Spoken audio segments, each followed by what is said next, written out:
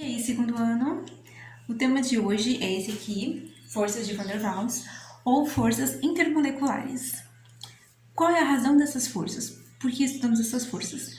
Porque se não fosse por elas, o nosso mundo seria um gás total. Ao invés de termos nosso corpo definido, teríamos o que? Várias moléculas, como elas são estáveis, né? Já que os átomos dentro delas são estáveis, né? Então elas estariam independentes, uma molécula para cá, outra para cá, e não teríamos uma forma definida de sólidos, líquidos ou só os gases, né? Tudo seriam gases.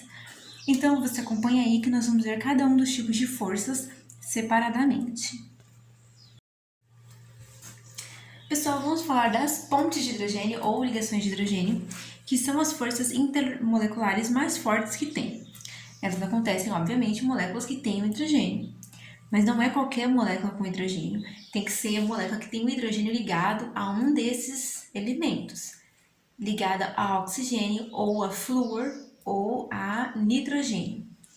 Né? Por exemplo, ácido clorídrico não vai formar ponte de hidrogênio, que é aquele ácido de estômago, porque é HCl, né? É o hidrogênio ligado a cloro, então não forma ponte de hidrogênio, só forma nessas três ocasiões aqui. Essa ligação ela é forte de um tanto que no caso da água, que é uma das que tem a ligação de hidrogênio, forma uma película sobre a água. Então eu tenho o meu oxigênio, que é a parte mais negativa, eu tenho o hidrogênio e eles estão ligando muito fortemente ao oxigênio. Muito fortemente por quê? Porque o hidrogênio ele é muito eletropositivo e o oxigênio é muito eletronegativo. Então essa diferença forma uma força de atração de opostos muito grande.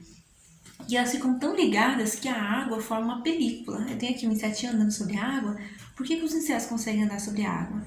Porque a água forma essa película por causa das ligações tão fortes e a patinha do inseto não tem capacidade de furar essa película. Por isso, os insetos andam na água. Aqui eu tenho uma lâmina sobre a água, uma lâmina de alumínio. O alumínio, ele tem uma densidade maior do que a da água, né? Bem maior. Então, naturalmente, a lâmina deveria afundar. Mas por que a lâmina não afunda? Porque ela é muito fina, ela é muito leve e não tem força para romper a película de água. Ou força superficial da água, ou tensão superficial da água, tá? O nome correto é tensão superficial da água. O alumínio não tem como furar, porque é muito leve, ele é muito fininho. Eu coloquei aqui um DNA porque o nosso DNA é cheio de isso aqui, hidrogênio ligado a nitrogênio. E isso é muito importante para nós, tá? Porque isso faz com que a nossa molécula de DNA seja uma molécula mais difícil de ser quebrada. E isso é muito importante. O nosso DNA é um patrimônio nosso que precisa ser preservado por muitos anos. Então, a ligação de hidrogênio permite que ele seja uma molécula mais forte. Olha quantas ligações de hidrogênio ele tem aqui no meio. Milhares. Ela é muito comprida. Então, a ponte de hidrogênio dá essa força para a molécula. Ela se torna uma molécula difícil de ser quebrada. Mas não é impossível, né? Porque os materiais que formam ponte de hidrogênio, igual a água, eles podem ser quebrados, podem ser ionizados, dependendo da quantidade e do tipo de energia que é colocado. E a água, ela ferve, né? Ela também, as moléculas elas se separam se você dá uma quantidade grande de energia. A 100 graus a água entra em ebulição. Então é isso aí, pessoal. Pontes de hidrogênio as mais fortes. Em segundo, dipolo permanente. Em terceiro, as mais fraquinhas de todas são as forças de London ou dipolo induzido.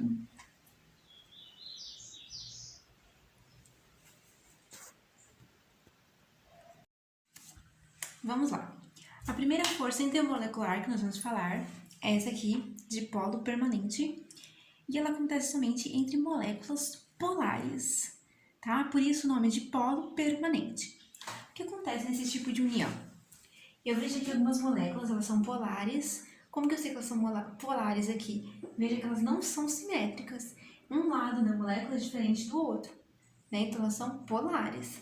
O que acontece? Eu deixo elas próximas umas das outras. Como elas têm polos, um polo parcialmente positivo e outro polo parcialmente negativo, a molécula vai atrair o polo contrário da outra molécula. Então, vamos supor que essa seja a ponta positiva dela, essa seja o polo positivo dela. Ele vai estar o quê? Atraindo a parte parcialmente negativa da outra molécula. E essas forças de atração vão manter as moléculas próximas e formando o material, formando a substância. Então, vão ter um ponto de ebulição relativamente alto. Por quê? Porque como as moléculas estão juntinhas, unidas por forças de atração, é necessário fornecer uma quantidade relativamente grande de energia para fazer com que elas se soltem. Então, ficou aí para vocês de polo permanente. Agora vamos ver as outras forças. A segunda força intermolecular que nós vamos ver é essa aqui, dipolo induzido ou também dipolo momentâneo, que é uma força de London. As outras forças que nós vimos são forças de Van der Waals. Essa aqui foi descoberta por London. O que acontece nesse tipo de força intermolecular? Ela ocorre somente entre moléculas apolares. Aí a gente tem que lembrar que a molécula polar ela não tem polos de energia, ela não tem uma ponta mais positiva e uma pontinha mais negativa. Não, ela é um todo só. Então, por isso que o dipolo é chamado de polo induzido, porque a molécula está lá quietinha, bonitinha, mas como os elétrons se movem em volta delas, o que acontece? Em uns momentos tem mais elétrons de um lado do que do outro, mas são momentos rápidos. E aí o que acontece? Ela está aqui bonitinha e ficou um pouquinho de elétrons, aí a nuvem eletrônica, ou seja, esse espaço que tem entre os elétrons que estão sendo compartilhados, ela entorta, a nuvem eletrônica vai entortando, então vai surgindo um lado mais negativo e o outro lado mais positivo, porque ela está entortando, olha só. Mas são momentos rápidos, então ela não fica assim para sempre, ela fica alguns segundos, algumas partes, milésimos de segundos, fica um tempo só um pouco de tempo. E aí, quando ela faz isso, olha só, agora aqui ela já entortou todinha. Ela faz isso com as moléculas ao lado. Então, ela já está polarizada por um tempinho. Então, ela está do lado de outra molécula, o que ela vai fazer? Ela vai induzir a outra molécula a se polarizar também. Aqui, ó. Aqui, ó. Ela se polarizou e acabou polarizando a molécula que estava do lado. Então, isso vai fazendo uma reação em cadeia, vai polarizando umas às outras instantaneamente. Mas aí depois ela volta ao estado natural dela. Porque ela é polar, então ela tem que voltar para o seu estado natural. Essas forças de London são as forças mais fracas que tem, de todas as forças intermoleculares. E por isso, esses materiais que têm essas forças, ou seja, materiais apolares, eles têm um ponto de ebulição bem mais baixo. Porque não é necessário muita força para fazer as moléculas se separarem, porque elas estão próximas umas das outras por momentos de dipolo, dipolos momento. A gasolina, por exemplo, ela é apolar, então ela tem um ponto de ebulição mais baixo. O gás metano, ele é gás a temperatura ambiente. Por quê? Porque ele é apolar, então as ligações que tem entre uma molécula e outra do metano são fracas. O oxigênio que nós respiramos, ele é O2, então ele é uma molécula linear, totalmente apolar. Então, à temperatura ambiente, estão as moléculas separadas. Não precisa de muita força para elas estarem separadas. Por isso, ele é um gás de temperatura ambiente. A mesma coisa vale para o gás nitrogênio, que a temperatura ambiente, ele também está gasoso. Só que, no entanto, o dipolo induzido pode acontecer de uma outra forma. Aqui eu tenho uma molécula que entortou, a nuvem eletrônica dela foi entortando, e aí fez isso com as moléculas ao lado.